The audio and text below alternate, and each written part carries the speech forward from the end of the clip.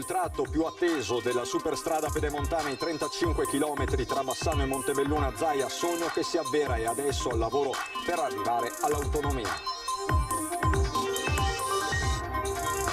Dopo il taglio del nastro, il viaggio inaugurale che abbiamo seguito con le nostre telecamere, 27 minuti da Bassano del Grappa a Montebelluna e a fine anno, annuncia Zaia, arriviamo a Treviso Nord.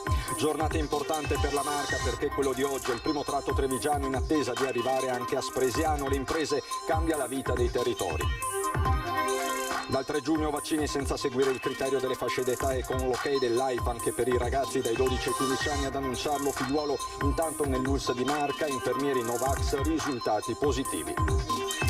Gioco assurdo lungo la Postumia, Oderzo, undicenne sdraiati a terra sul ciglio della strada in attesa dell'arrivo di un'auto, l'appello dei carabinieri. Ladri specializzati nei furti in casa scoperti dai carabinieri a Montebelluna, la loro base logistica era un bed and breakfast. A Mogliano invece nel garage di un quarantenne trovati oltre 50 attrezzi rubati nei cantieri. Denunciato dalle fiamme gialle un imprenditore cinese titolare di un'azienda tessile di Loria, nessun requisito di sicurezza e dipendenti in nero. Massima attenzione dopo la tragedia della Mottarone, la società della funivia del Faloria a Cortina rinvia la riapertura all'11 giugno nonostante le manutenzioni fossero già state fatte, controlli e verifiche hanno avuto un surplus. Bentrovati, buonasera telespettatrici e telespettatori di Antenna 3. È stata la giornata della Pedemontana Veneta, della inaugurazione del tratto trevigiano tra Bassano e Montebelluna. Una giornata al di fuori di ogni retorica, davvero storica per il territorio. La cronaca. È stata un'emozione farla.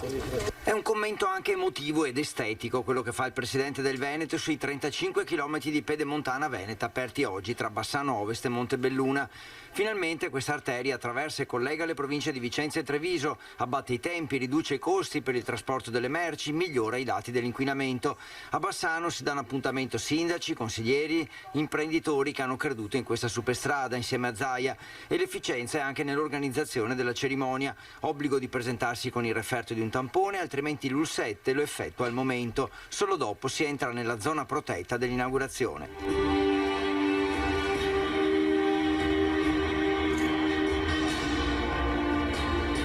La pedemontana migliorerà la vita di chi la attraverserà, ne è convinto anche il viceministro Morelli. Sfido chiunque a pensare che è preferibile stare in auto o sul camion 40 minuti in più, rinunciando a 40 minuti della propria vita. A beneficiare della pedemontana saranno soprattutto gli imprenditori del territorio, ma anche i sindaci. Molti erano quelli presenti all'inaugurazione di questo tratto, di un'opera che interessa quasi 40 comuni. Ed è una struttura che non è una striscia d'asfalto, una mera striscia d'asfalto, ma diventa uno strumento di coesione della comunità.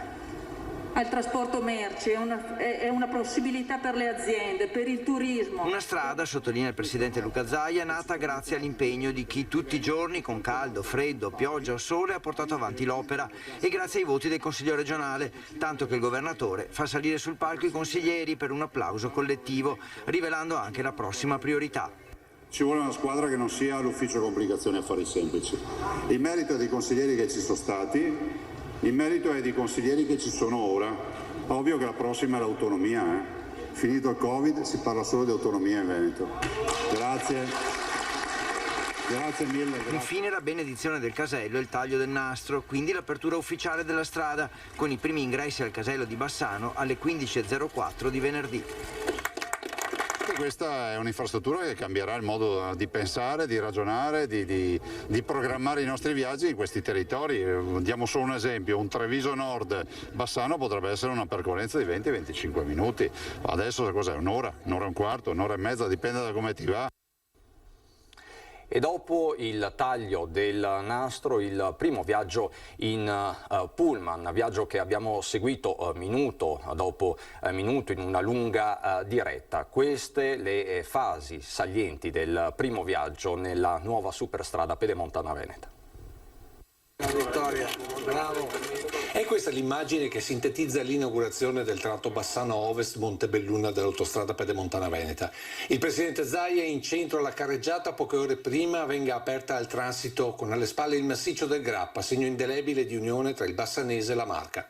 Un viaggio iniziato dal casello di Bassano Ovest con una guida d'eccezione. Abbiamo considerato come tempi di percorrenza, danno dei numeri secondo me strabilianti. Ad esempio Montecchio Spresiano li percorreremo in 50 minuti, oggi ci vuole 1 ora e 20. Montecchio Bassano in 30 minuti, oggi ci vuole circa 1 ora. Bassano Montebelluna in 27 minuti, oggi ci mettiamo 45 minuti, senza pedemontana. C'è tutto l'orgoglio di chi l'ha seguita dalla carta alla realtà nel racconto del tracciato, fatto sì d'asfalto ma anche di tanta accuratezza nei particolari. Questa struttura in acciaio Corten. Presidente che a Montebelluna decide di cancellare il protocollo. Se per me potete accostare che poi io devo andare.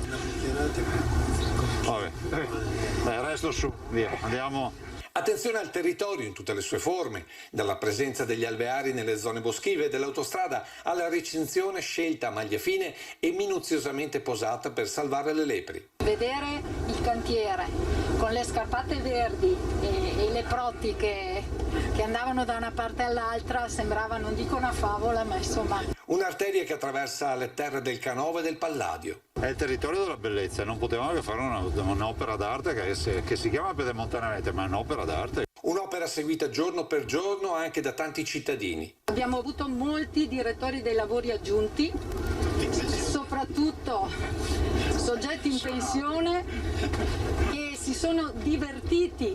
Veneti consapevoli che i soldi versati per il pedaggio rimarranno in Veneto. Più la si utilizzerà, più avremo possibilità di abbassare i pedaggi. Perché comunque poi l'opera va pagata, ragazzi, cioè, opera gratis è impossibile. Quindi diciamo che tutto il guadagno che poi arriverà verrà reinvestito nel territorio e nel Veneto? Assolutamente sì, da qua non scappano i soldi, cioè i pedaggi che pagano i veneti restano in Veneto. Una giornata importante per il Veneto, ma per la Marca in particolare, in attesa che la pedemontana arrivi a Treviso Nord e a Spresiano. Così ci cambia la vita, le parole del presidente della provincia Marcon. Sono da poco passate le 10:15 quando il presidente Zaia attraversa il casello di Montebelluna Est diretto a Bassano per la cerimonia ufficiale, un viaggio quasi in solitaria per controllare gli ultimi dettagli. La giornata d'altronde è di quelle storiche per il Veneto e per la Marca in particolare. Cambia la vita e sarà una vita migliore per i cittadini, per le imprese, per il mondo del turismo, per il territorio insomma. E quindi finalmente siamo arrivati, entro il 31 dicembre sarà anche completato il tratto fino a Treviso Nord. E quindi diciamo che abbiamo collegato 2 province con un'opera che serviva. Che servisse, lo sanno bene gli imprenditori della zona, una delle più produttive d'Europa, patria dello Sport System. Con questo tratto è fondamentale che noi dall'azienda usciamo, e così i miei colleghi imprenditori, entriamo in un'autostrada e ci colleghiamo subito a Bassano. Da Bassano poi saliamo sulla Valdastico e tagliamo la strada, tagliamo i tempi e sicuramente il traffico si alleggerisce sulle strade statali e provinciali, ma agevola il traffico di merce, che è quello che abbiamo bisogno noi. Da qua si riparte, come diceva anche il signore della Noesio, da qui si riparte per una nuova vita commerciale, perché anche noi abbiamo clienti che vengono dall'est Europa, perché ormai il mercato è soprattutto su quelle zone là, e fare il giro del globo, mentre qua, quando sarà finita, è un attimo. Adriano Rizzardo è titolare della ditta di autodemolizioni a ridosso del casello. In questi anni ha visto crescere il cantiere. Ho visto una grande volontà anche da parte delle maestranze e delle imprese, dei tecnici che seguivano, per la voglia di fare. E se ci lasciano, facciamo velocemente. Parla di una giornata entusiasmante il sindaco reggente di Montebelluna, che diventa per il momento capolinea della pedemontana veneta in terra di Marca, in attesa dei nuovi stralci verso Spresiano e la 27. Mi sembrava di essere in un'autostrada degli Stati Uniti, dalla grandezza, dalla maestosità che ha veramente questo percorso. Oggi per l'ultima volta ci ho messo 1 ora e mezza ad arrivare qua, causa traffico, causa appunto una rete viaria che non era sicuramente all'altezza. Oggi con questa infrastruttura sblocchiamo tutto un processo di crescita dei nostri territori, rafforziamo l'asse Vicenza-Treviso da un punto di vista economico, da un punto di vista della qualità della vita e anche da un punto di vista turistico. Questa quindi la cronaca di una giornata che sa di ripartenza, anche se restano i temi del Covid, in particolare i temi legati alla campagna vaccinale. Ci sono vaccinazioni adesso senza seguire il criterio delle fasce d'età e con l'ok dell'AIFA, l'Agenzia Italiana del Farmaco, anche per i ragazzi dai 12 ai 15 anni. Questo a partire dal 3 giugno. Ad annunciarlo è stato il commissario Figliuolo. Dal 3 giugno la campagna vaccinale conoscerà un'ulteriore fase con l'apertura alle somministrazioni dai 16 anni in su, senza più distinzione di fasce d'età che ha caratterizzato questi primi mesi. Per renderlo operativo si attende solo la circolare del commissario per l'emergenza Figliuolo, che ha poi spiegato che se arriverà il via libera dell'AIFA, probabilmente già all'inizio della settimana prossima, dallo stesso giorno potranno essere vaccinati anche gli adolescenti tra i 12 e i 15 anni, in tutto circa 2,3 milioni di persone. L'US 2 è pronta a questa ulteriore accelerazione una volta che arriverà il via libera della Regione Veneto. Noi lo faremo, siamo pronti, come sapete abbiamo un hub che può fare, lo dico sempre, di Lorba, possiamo fare fino a 10.000 vaccini al giorno. Intanto l'efficacia delle vaccinazioni è tutta racchiusa nei numeri dei nuovi contagi, divisi per fasce d'età. Colpiti sono la classe 40-49, 50-59, ma anche 15-19 e 20-29. Nella classe over 80 non abbiamo nessuno, 70-79 sono solo 7 casi. 67 positivi tra i 40 e 49 anni, 46 tra i 20 e i 29, 47 tra i 16 e i 19 anni. E a proposito di numeri, la media provinciale è di 30 casi ogni 100.000 abitanti. 83 comuni della Marca sono sotto la soglia dei 50 positivi, nessuno è sopra i 250 casi per 100.000 abitanti. Le case di riposo sono tutte Covid-free, mentre negli ospedali si conta un paziente in terapia intensiva, 1 in subintensiva e 20 in area non critica. E stando in ambito ospedaliero sono solo 2 gli operatori sanitari al momento positivi al Covid, si tratta di 2 infermieri. Sono 2 Novax, cioè 2 che non hanno fatto la vaccinazione, che appunto ai quali abbiamo, ovviamente il nostro medico competente ha inviato la lettera. Noi speriamo che poi le conversioni esistano quando loro diventeranno negativi e sono passati 3 mesi, che accettino ovviamente di essere vaccinati. C'è poi il tema, il rapporto tra vaccini e vacanza a favore di chi quest'estate deciderà di spostarsi. L'ULSS 2 Marca Trevigiana ha già predisposto un numero verde, lo 0422 210701, a cui si potranno richiedere informazioni su un eventuale cambiamento di data della vaccinazione in caso sia in contrasto con quella del viaggio. Nel frattempo siamo andati a chiedere ai trevigiani come hanno intenzione di regolarsi. Ha già prenotato le vacanze? No, vado a casa mia a Sorrento. Quindi hai già una vacanza in casa? Sono già in casa. Sì, abbiamo già prenotato. Io sono perennemente in vacanza perché vivo a Fuerteventura. Siamo ancora in fase organizzativa, però speriamo per luglio di andare in ferie. Io ho vacanze prenotate, in Italia ovviamente, però prenotate, c'è voglia di partire. Mi piacerebbe, non so, verso fine agosto o settembre di fare una vacanza, sì. No, purtroppo no, essendo che comunque è un po' una situazione così, non vorrei proprio rischiare. Situazione vaccini, sei anche già vaccinata oppure dove va non serve, basta il tampone? Ho prenotato, fortunatamente non l'ho ancora fatto, sono ancora giovane. Basta fare il tampone, io ho fatto il tampone per venire qua in Italia. E noi siamo 2 insegnanti, quindi siamo entrambi vaccinati anche con la seconda dose, quindi siamo ottimisti. Prenotato? Sì, per farlo, certo. No, non serve il vaccino in realtà, però la prima dose l'ho già prenotata e quindi partirò con la prima dose. Ho prenotato questa mattina sul portale dei vaccini e lo farò il 20 di giugno. Io sono vaccinato, ma onestamente non so ancora le vacanze quando e se le farò, perché appunto il lavoro comunque incombe e quindi lavoro proprio con i vaccini. Proprio se devo fare un viaggio lo faccio in sicurezza e faccio il tampone e tutto quello che ne viene, come dice la legge.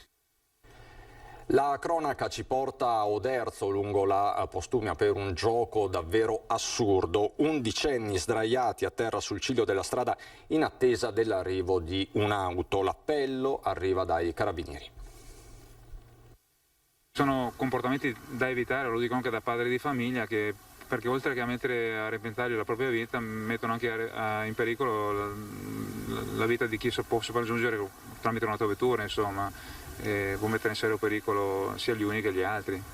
Un gioco assurdo e pericoloso che ha rischiato di trasformarsi in una tragedia, una follia pura che purtroppo ha già dei precedenti. È accaduto a Oderzo, lungo la Postumia, strada fra l'altro molto trafficata. I protagonisti sono giovanissimi, i testimoni parlano di ragazzini fra gli 11 e 12 anni. La segnalazione riguardava due ragazzini che mercoledì sera verso le 21:30 si sdraiavano sul tratto di strada che congiunge Oderzo a Ponte di Piave, sulla rotonda specificatamente del cash and carry di Oderzo. Intorno alle 21:30 un'auto con a bordo due fidanzati nota due giovanissimi stesi sul ciglio della strada che all'arrivo della macchina attraversano di tutta fretta raggiungendo il marciapiede del lato opposto. Una sorta di atto di coraggio che nulla a che vedere con il coraggio, ma solo un folle azzardo che mette a rischio più persone. Sono stati visti da alcune persone che hanno subito segnalato a noi la presenza di questi ragazzi e abbiamo subito mandato una pattuglia che però al loro arrivo i ragazzi si erano già dileguati. Ecco. Spaventati, infatti i testimoni hanno composto il 112 ed hanno avvertito i carabinieri, hanno riferito ai militari quello che avevano visto e soprattutto che questi ragazzini, una volta passata la loro macchina, avevano ricominciato. Immediatamente sono scattate le indagini, vista l'ora e l'età dei ragazzini potrebbero abitare nelle vicinanze. Abbiamo raccolto la segnalazione e procederemo a intensificare i servizi proprio in questa zona e non solo in questa zona, come è nostro costume sempre fare, proprio al fine di giungere all'identificazione di questi ragazzi. Ancora per la cronaca, due operazioni distinte dei carabinieri a Montebelluna, bloccata e denunciata una banda di ladri, mentre a Mogliano i militari hanno scoperto numerosi attrezzi edili rubati a titolari di cantieri tra Treviso e Venezia.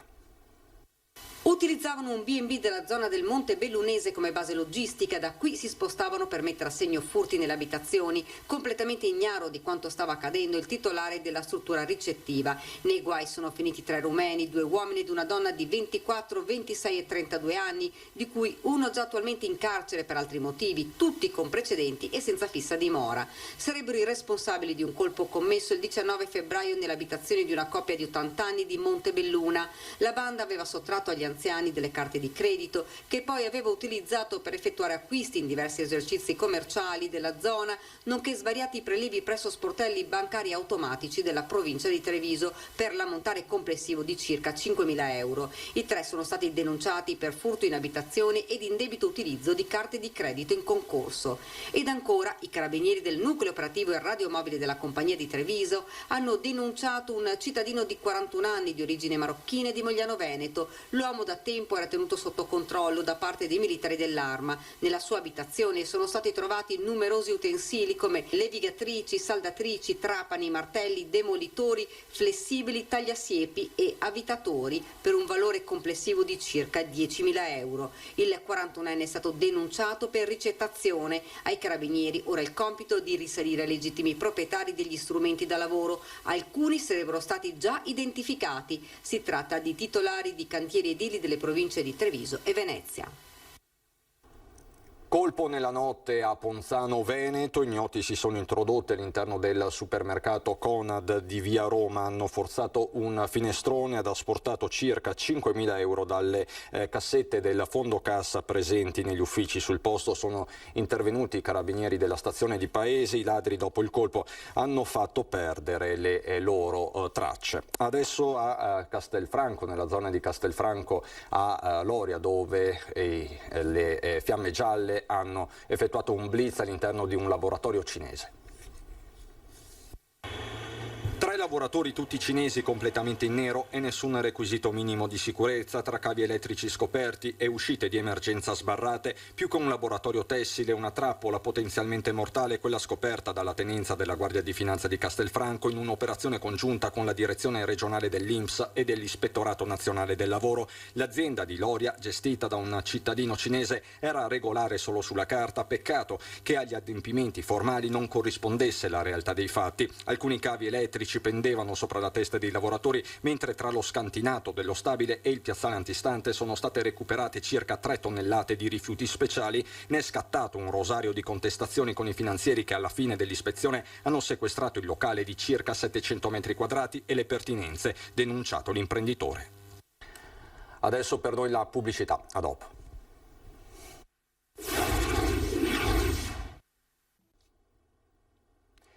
Di nuovo in studio per andare a Pieve di Soligo, dove dal 3 giugno al 6 sarà celebrata la figura di Andrea Zanzotto nel centenario della sua nascita. Pieve di Soligo è pronta a celebrare uno dei suoi figli più famosi, il poeta Andrea Zanzotto, in occasione del centenario della sua nascita, con 4 giorni di eventi, poesie e laboratori. Partirà dal suo paese natio, quello che per il poeta ha rappresentato un microcosmo, l'evento Zanzotto 100, la poesia dalla A alla Z. Inizialmente in calendario a marzo, l'appuntamento a causa della pandemia è stato rinviato dagli organizzatori a giugno. Sono orgoglioso che si parta e auspico veramente che sia un modo per liberarci da questo anno e mezzo di pandemia, da tantissime situazioni che hanno toccato profondamente la psicologia e anche il lavoro e il portafoglio delle persone. L'evento abbraccerà anche Treviso e Padova. Tutto il Veneto insomma è pronto a ricordare uno dei più grandi poeti del Novecento. Tutta la regione Veneto si sta mobilitando, mi sembra uno straordinario viatico per un anno di cultura, ma credo che Zanzotto tocchi un aspetto anche importante, quello della riflessione non soltanto sul nostro passato e sul nostro presente, ma anche una riflessione sul futuro. Pieve di Soligo, uno dei borghi più belli d'Italia, finalista al titolo di Capitale Italiana della Cultura 2022, con un progetto sul dialogo tra cultura e territorio in cui spiccava proprio la figura del poeta solighese Andrea Zanzotto. È importante per sicuramente valorizzare la figura di quello che è stato uno dei più grandi poeti del secondo Novecento, un cantore del nostro territorio, del nostro paesaggio e altresì, devo dire, uno dei massimi esponenti di quello che è un aspetto identitario della regione del Veneto, del popolo veneto. Che tempo ci attende per le prossime ore? Ce lo dice come sempre il nostro generale Iannicelli. Impulsi di aria fresca e instabile continuano a interessare tutte le nostre zone e si scontra quest'aria fresca, aria instabile, che va a confluire con l'aria più calda. Le temperature stanno aumentando, l'atmosfera si riscalda, quindi questo scontro tra due masse d'aria dà vita a fenomeni anche intensi, come si sono verificati poi recentemente su tutte le nostre zone. Comunque un fine settimana non male, abbiamo una pausa, ormai si vive sugli intervalli del tempo. Quindi abbiamo un sabato all'insegna del cielo poco nuvoloso, una nuvolosità irregolare all'inizio, poi ampie schiarite, così pure domenica. La notte tra sabato e domenica potremo avere un aumento della nuvolosità con qualche brevissima precipitazione, soprattutto a ridosso dei lievi. Una situazione questa, ripeto, caratterizzata ancora da qualche nubi ma anche da ampi rasserenamenti, ci accompagnerà per gran parte della prossima settimana. A fine prossima settimana potremo avere un peggioramento temporaneo più consistente, ma questo lo confermeremo. I venti sono deboli, direzione variabile, c'è qualche rinforzo dai quadranti orientali, quindi ancora aria un po' frizzantina, un po' instabile. Per quanto riguarda le temperature sono in netto aumento i valori massimi, naturalmente la stagione è avanzata, quindi raggiungeremo anche i 24, 25, 26 gradi. I valori minimi dai 12 ai 15 gradi. L'Alto Adriatico da poco mosso a localmente mosso. È tutto. Andiamo adesso a Belluno.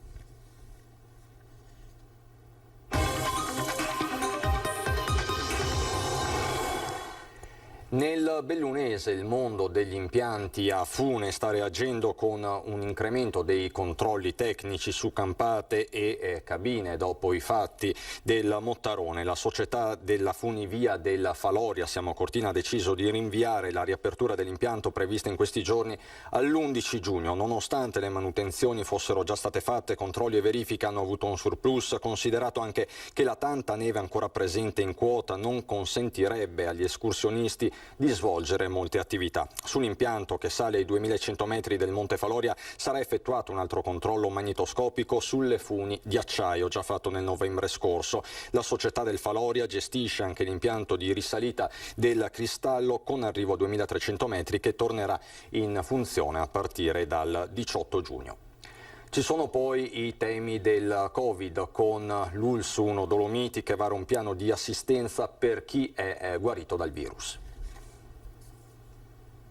La situazione per quanto riguarda il Covid in provincia di Belluno è in evidente miglioramento. Attualmente noi abbiamo 175 positivi nel nostro territorio, un'incidenza quindi settimanale nella settimana appunto che stiamo vivendo dal 17 maggio al 23 aprile al 23 maggio di 27 positivi su 100.000 abitanti. Guardate che è un indice tra i più bassi, quindi questa è sicuramente una buona notizia. In provincia complessivamente i positivi sono stati 21.400, 1.280 i ricoverati, 180 quelli che hanno avuto bisogno della terapia intensiva, dove adesso non c'è più nessuno. Ora si guarda dopo la malattia, costruendo un percorso per chi l'ha superata, ma ne subisce gli strascichi anche dopo essere stato dimesso. Settimana con un po' la riduzione delle pressioni, l'esperienza di quello che si sta maturando in azienda e grazie alla collaborazione di tutta la parte clinico-assistenziale, abbiamo pensato di mettere in piedi qualcosa di abbastanza nuovo, che ha un po' la finalità di accompagnare, di avere un atteggiamento proattivo nei confronti delle persone che possono avere ancora qualche reliquiato, qualche disturbo, per aiutarle a riprendere il più possibile lo status quo ante. Il viceministro alle infrastrutture e alla mobilità Alessandro Morelli, che oggi abbiamo visto impegnato al taglio del nastro della superstrada pedemontana veneta, ha effettuato un sopralluogo anche sulla statale 51 di Alemagna, accompagnato dall'amministratore delegato di ANAS Massimo Simonini, per testare le tecnologie Smart Road di cui è stata dotata la strada. Durante i mondiali di sci di Cortina 2021 infatti è stata avviata una sperimentazione che ha portato alla digitalizzazione dell'infrastruttura e ha rappresentato il primo banco di prova per la mobilità Smart Road di ANAS, che oltre a innalzare i livelli di comfort alla guida mette in dialogo l'utente con la strada stessa e con gli altri veicoli. Andiamo adesso a Feltre per parlare dello schema di convenzione tra il Comune e l'unità di protezione civile della sezione ANA. Firmato un patto di collaborazione tra il Comune di Feltre e la locale sezione dell'ANA. Tra le due parti è stato infatti sottoscritto uno schema di convenzione che riguarda le attività di protezione civile. È un duplice significato di questa operazione. Il primo è di natura morale. Finalmente gli alpini, assieme agli amici degli alpini, hanno rimesso piede all'interno della loro caserma. Questa è una cosa molto importante per la nostra associazione, per gli alpini e per gli amici degli alpini. La seconda è di natura sostanziale e riguarda il fatto di avere finalmente la possibilità di occupare questi spazi e dedicarli al vero significato ai quali sono stati destinati dall'amministrazione comunale, che ringraziamo. In base all'accordo siglato, il Comune concederà all'unità di protezione civile dell'ANA di Feltre, in comodo d'uso gratuito per 20 anni, i fabbricati dell'area nord-est del compendio della caserma Zanettelli.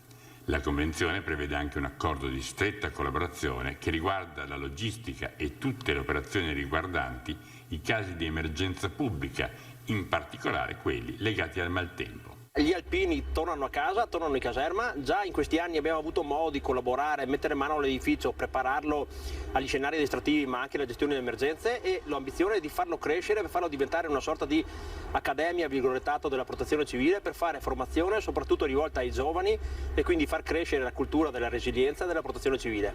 Ma c'è di più. La collaborazione va infatti anche nella direzione di promuovere lo sviluppo alla caserma Zanettelli di un polo per la formazione e l'addestramento dei volontari che vogliono impegnarsi nella protezione civile. Da Belluno e Treviso è tutto anche per questa edizione. Grazie davvero per l'attenzione. Ci sono le previsioni del tempo per un proseguimento.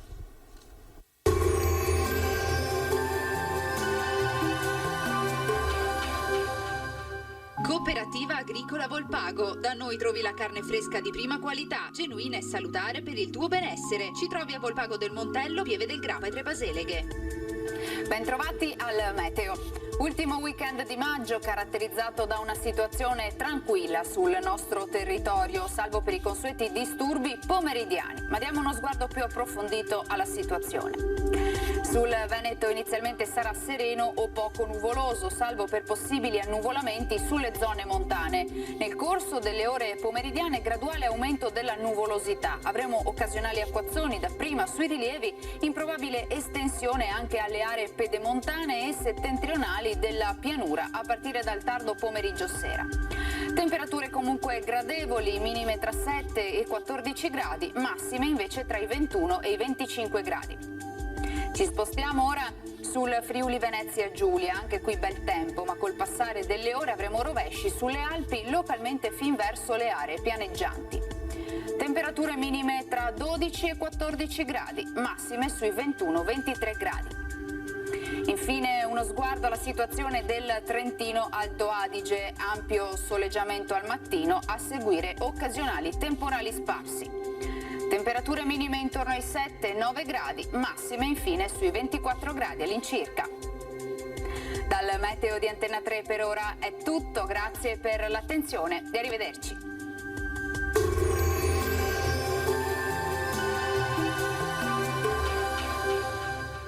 Cooperativa Agricola Volpago. Da noi trovi la carne fresca di prima qualità, genuina e salutare per il tuo benessere. Ci trovi a Volpago del Montello, Pieve del Grappa e Tre Baseleghe.